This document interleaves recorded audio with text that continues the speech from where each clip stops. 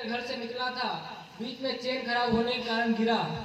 बीच में जब गिरा तब मैं गुरुकुल फोन लगाया, गुरुकुल से बंटी भैया लेने आए, उनकी भी गाड़ी बीच में आकर खराब हो गई, पंचर हो गई। फिर जाके हमारे सिद्धसेन जी आए, इनका रथ मुझे यहाँ पर लेकर आया है, तो आज आपके बीच में आने का सौभाग्य प्राप्त हुआ और बोलने का सौभाग्य प्राप्त हुआ। मैं आप सभी का हृदय से धन्यवाद करता हूँ। आप सभी का मन यहाँ पर लग रहा है, मैं जानता हूँ आप सभी का मन मंच पर एकत्रित है। मैं जानना चाहूंगा किसका मन एकत्रित है, किसका मन एकत्रित नहीं है। अपना दाहिना हाथ सब उठाएंगे, उठाइए, और अपने दाहिने हाथ से कान पकड़ लीजिए जल्दी। देखिए कुछ नाक पकड़ रहे हैं। तो अपने ध्यान को एकत्रित करिए। मैं आपको बताना चाहूंगा बुद्धि, मन और आत्मा के बारे में। आप अपनी बुद्धि को अगर अच्छे लोगों के बीच में समर्पित करेंगे और अच्छे लोगों को सिखाने में और सीखने में समर्पित करेंगे तो आप अवश्य ही आगे बढ़ेंगे। अगर आपकी बुद्धि इन जैसे विद्वानों के बीच में समर्पित हुई तो आप अच्छी शिक्षा विद्या प्राप्त कर पाएंगे, और इन जैसे विद्वानों की बुद्धि अगर आप लोगों के बीच में समर्पित हुई तो आप भी विद्वान बन जाएंगे। इसलिए हमेशा ध्यान रखो कि हमारी जो बुद्धि है वह अच्छे लोगों के बीच में समर्पित हो। महाभारत में एक कथा आती है, जब भीष्म पितामह सैया पर लेटे हुए होते हैं, बाणों की सैया पर, तब वह लेटे हुए होते हैं, उनके पास 5 पांडव और कृष्ण जी मिलने आते हैं। तब भीष्म पितामह कहते हैं कि बड़ा सौभाग्य प्राप्त हुआ मुझे कि मेरे से कृष्ण जी मिलने आए हैं। मैं अपने जो भी पिता होता है उसकी आखिरी इच्छा यही होती है कि उसकी बेटी के पीले हाथ हो जाए। तब भीष्म पितामह कहते हैं कि कृष्ण, मैं अपनी बेटी को तुम्हें समर्पित करता हूँ। तब अर्जुन कहते हैं कि अपने बड़े भैया से बोलते हैं, भीम से, कि इनकी तो कोई पुत्री ही नहीं है, फिर क्यों बोल रहे हैं कि इनकी पुत्री है? अपनी पुत्री का विवाह कैसे करवाना चाहते हैं, कैसे समर्पित करना चाहते हैं? तब भीम पूछते हैं कि आपकी तो कोई पुत्री नहीं है। तब भीष्म पितामह कहते हैं, मेरी पुत्री किसी को नहीं पता है, मेरी पुत्री है, मैं उसे कृष्ण को समर्पित करना चाहता हूँ। तब भीम कहते हैं कि आपने हमारी नाक नीची कर दी, आपने गुपचुप एक पुत्री पैदा की, हम आपको अपना आदर्श मानते थे और आपने ऐसा ही किया। तब भीष्म पितामह कहते हैं, भीम, तूने खा कर अपना शरीर तो मोटा किया लेकिन बुद्धि को भी मोटा कर लिया। या मेरी बुद्धि ही मेरी बेटी है, मैं अपनी बुद्धि को इस कृष्ण जैसे महान विद्वान के सामने समर्पित करना चाहता हूँ। तो अगर बुद्धि को आपने अच्छे लोगों के बीच में समर्पित किया तो अवश्य ही लाभ होगा। अपनी बुद्धि को एकत्रित रखिए। अगर आपके पास बुद्धि अच्छी है तो संसार का जितने भी श्रेष्ठ कार्य है उनको आप प्राप्त कर सकते हैं, अच्छे से कर सकते हैं और उनका लाभ ले सकते हैं। पंचतंत्र में एक कहानी आती है, विष्णु शर्मा जी एक कहानी लिखते हैं कि एक सियार होता है, अपने परिवार के साथ में शेर की गुफा में घुस जाता है। जब शेर की गुफा में घुस जाता है, उसको देखने में लगता है कि यहाँ शेर की गुफा है। उसकी पत्नी कहती है, आज तो हम बचने वाले नहीं हैं। वैसे जानवर नहीं बोलते हैं, दृष्टांत के लिए समझाया गया है कि आज तो हमारी मृत्यु निश्चित है, हमारे बेटे हम सब मर जाएंगे। तभी सियार कहता है, मेरे पास बुद्धि है, मैं बुद्धि का प्रयोग कर शेर को भगा दूंगा, यहाँ से देखते रहना। पत्नी बहुत समझती है, हाँ ठीक है, ऐसा ही करेंगे। वह उसे पूरा वृत्तांत बता देता है कि क्या क्या करना है हमें। जब शेर अंदर आता है तब सियार शीर्षासन कर लेता है। जब शेर उसे देखता है तभी उनके बच्चे रोने लगते हैं सियार के, और कहते हैं, सियार कहता है, हमारे बच्चे क्यों रो रहे हैं? तभी उसकी पत्नी कहती है कि हमारे बच्चे को शेर का मांस चाहिए। शेर घबरा जाता है। तब कहता है, सुबह ही तो हमने शेर का मांस लाया था, उसको खिला दो। तब वह कहती है कि हमारे बच्चे इसलिए रो रहे हैं कि उसे ताजा शेर का मांस चाहिए। शेर तो घबरा कर बाहर निकल जाता है और देखता है कि बाहर कोई है तो नहीं। जब भी आप देखिएगा कोई अगर वीर पुरुष है और वह किसी के 5-4 थप्पड़ खा ले तो उसके मन में क्या आएगा बताइए? भय। किसी ने देखा तो नहीं है, बस उसी के मन में यही आता है कि मैं इस जंगल का राजा हूँ, मुझे किसी ने देखा नहीं है। बस आसपास देखते हुए वो भागने लगता है। डर कर जब भागता है तब एक पेड़ पर बंदर बैठा रहता है, वह देख लेता है। वो उससे पूछता है, हे बंदर, तूने कुछ देखा तो नहीं? उसने कहा, मैंने सब देखा और मैं सब समझा। तो उसने कहा, मैं तुझे सुबह मंत्री का पद दूंगा, किसी को कुछ बताना मत, तुझे जो चाहिए वो दूंगा, तुझे मैं अपने साथ रखूंगा और जो भी शिकार तुझे खाने का चाहिए सब कुछ दूंगा। तो उसने कहा, ठीक है, मैं किसी को नहीं बताऊंगा, लेकिन आप जिससे डर रहे हैं अंदर सियार है। तब वो कहता है, नहीं, मैंने एक ऐसा जानवर देखा है जो उल्टा खड़ा हुआ है, उसको आज तक मैंने नहीं देखा, और वह तो मुझे खाने की बात कर रहा है, उसके बच्चे मुझे खाना चाहते हैं, मेरा शिकार करना चाहते हैं। तब बंदर उसे समझा बुझा कर ले जाता है, गुफा के पास ले जाता है। जब गेट पर खड़े होते हैं तब वह डरने लगता है। तब बंदर कहता है, महाराज मत डरिए, मैं आपकी पूंछ अपनी पूंछ से बांध लेता हूँ, मरेंगे तो दोनों एक साथ मरेंगे, नहीं तो नहीं मरेंगे। तो जब अंदर जाते हैं तब फिर से वो बच्चे रोने लगते हैं। तब फिर वह शेर कहता है, हमारे बच्चे क्यों रो रहे हैं? तो तब वह पत्नी, उसकी पत्नी कहती है, उनको शेर का शिकार चाहिए, उनको शेर का मांस चाहिए।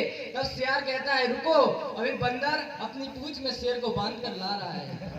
बस शेर इतना ही सुनता है और सोचता है बंदर भी इनसे मिला हुआ है। शेर इतनी तेज भगता है, इतनी तेज भगता है कि बंदर के तो नाक मुंह सब फूट जाते हैं। तो देखिए बुद्धि का कमाल होता है। पंचतंत्र में विष्णु शर्मा जी ने इस दृष्टांत के द्वारा हमें बुद्धि को समझाया कि जिसके पास भी बुद्धि है वह अवश्य ही अपने विजय प्राप्त करेगा, तो जिसके पास भी बुद्धि वह कुछ भी प्राप्त कर सकता है। हमारे देश में 25,000 वर्ष पूर्व एक विद्वान हुए हैं जिनका नाम है मूषा।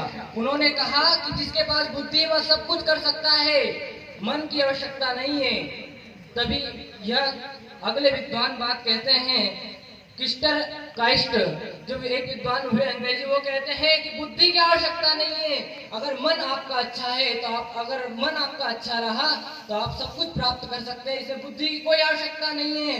लेकिन ध्यान रखिएगा, ओसामा औलाददीन को आप जानते हो, जिसने अमेरिका को इतना मूर्ख बनाया, उसके पास में बुद्धि थी, उसके पास में आत्मा थी, उसके पास शरीर था, लेकिन उसका केवल मन बिगड़ा हुआ था, जिससे वह इतना बड़ा आतंकवादी बन गया। तो जिसका मन खराब है, मन के हारे हारे और मन के जीते जीत, तो यही उसने कहा, विद्वान ने कहा है कि मन जिसके पास, जिसका मन अच्छा है वह सब कुछ प्राप्त कर सकता है। एक तीसरे विद्वान हुए हैं प्रोफेसर फ्लेमिंग, उन्होंने कहा कि जिसकी आत्मा अच्छी है वह सब कुछ कर सकता है। अगर आत्मा अच्छी है तो बुद्धि मन अवश्य अच्छे हो जाएंगे, बस आत्मा अच्छी होनी चाहिए। तीनों ने अलग अलग कहा कि मन अच्छा होना चाहिए, आत्मा अच्छा होना चाहिए, बुद्धि अच्छी होनी चाहिए। लेकिन ऋषि दयानंद ने कहा जिसके तीनों अच्छे हैं वह अवश्य ईश्वर को भी प्राप्त कर सकता है, दुनिया की सारी चीजें प्राप्त कर सकता है। आगे बढ़ पाएंगे, क्योंकि कहा गया है, जो कहना जो मान लेते तुम ऋषि राज का, कुछ और ही होता भारत आज का, कुछ और ही होता भारत आज का। तो अगर हम ऋषि दयानंद का कहना मान लेते तो आज हमारा भारत कुछ और ही होता।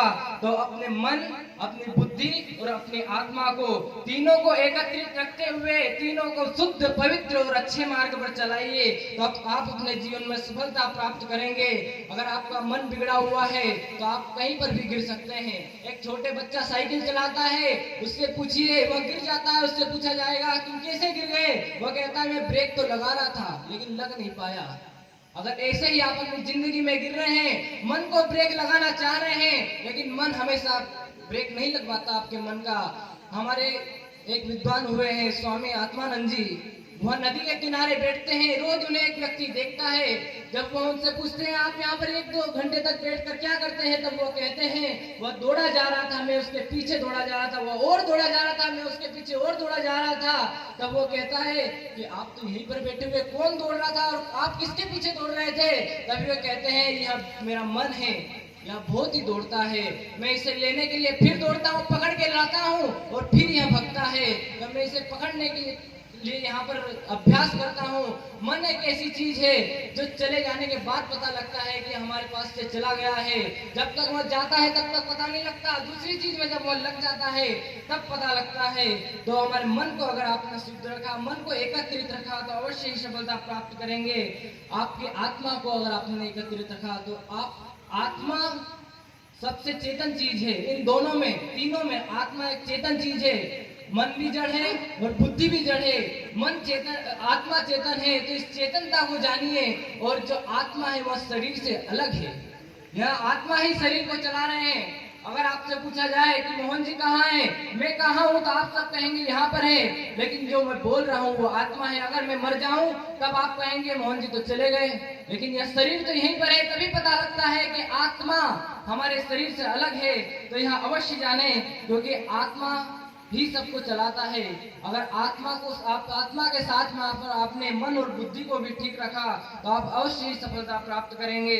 याज्ञवल्क्य जी से पूछा गया कि मनुष्य इस जिंदगी में आता है, वह देखता किस चीज से है? तब कहा याज्ञवल्क्य जी ने कि वह सूर्य के प्रकाश से देखता है। जब सूर्य का प्रकाश नहीं होता है तब किससे देखता है? तब वह कहते हैं कि चंद्र के प्रकाश से देखता है। तब कहते हैं चंद्र का प्रकाश भी नहीं होता, बिल्कुल अंधेरा होता है, तब कैसे देखता है? तो वह कहते हैं छू कर देखता है, छू छू कर वह देख लेता है कहाँ पर क्या है। तब कहते हैं कि अगर यहाँ छूने का भी अभ्यास ना हो तब वह कैसे देखता है? तब उन्होंने कहा कि श्रवण से देख सकता है, वह सुनकर देखता है कौन सी चीज कहाँ से आवाज आ रही है, कहाँ से क्या हो रहा है, तब भी वह देख सकता है। जब वह कहते हैं कि श्रवण की चीज भी ना हो तब कैसे देखता है? तब अंत में बताता है वह आत्मा के द्वारा देखता है। उसके आत्मा भी ऐसी दृष्टि है जिसके द्वारा वह देख सकता है। आज भी ऐसी महान पंथी आपके बीच में उपस्थित है। आप विदिशा में जाइएगा, एक सूर्य प्रकाश जी के नाम से हैं, उनके पिताजी दादाजी हैं, वह दुकान चलाते हैं, वह जन्म से ही अंधे हैं, लेकिन आप उनके पास में अगर जाकर कोई भी सामान मांगेंगे वो सामान दे देंगे।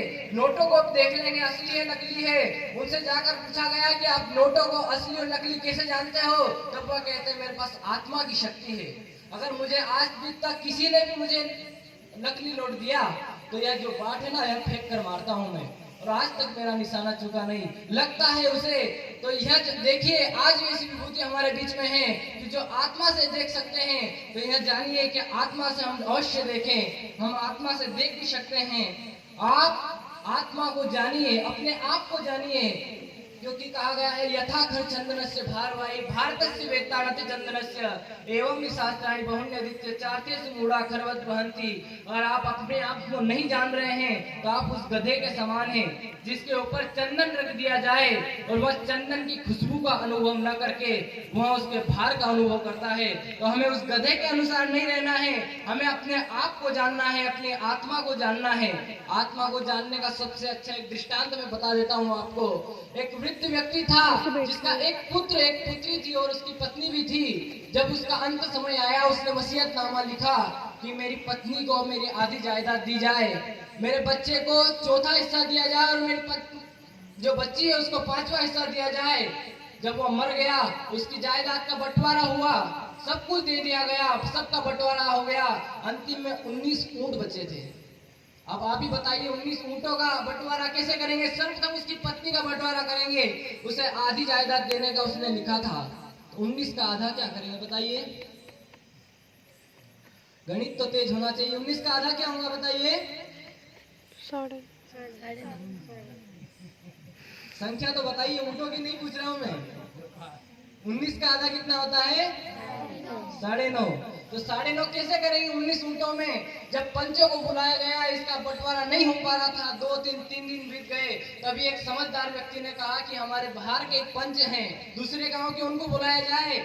उस समय ऊंटों का जमाना था, वो भी एक ऊंट लेकर आए। ऊंट पर बैठकर जब वहां पर आए तब उन्होंने कहा कि यह समस्या तो मैं अभी सुलझा सकता हूँ। उन्होंने अपना ऊंट मिलाया और उसकी पत्नी को 20 का आधा हिस्सा क्या हुआ? 10 उसको दे दिया। अब 20 का चौथा हिस्सा क्या होगा? 5।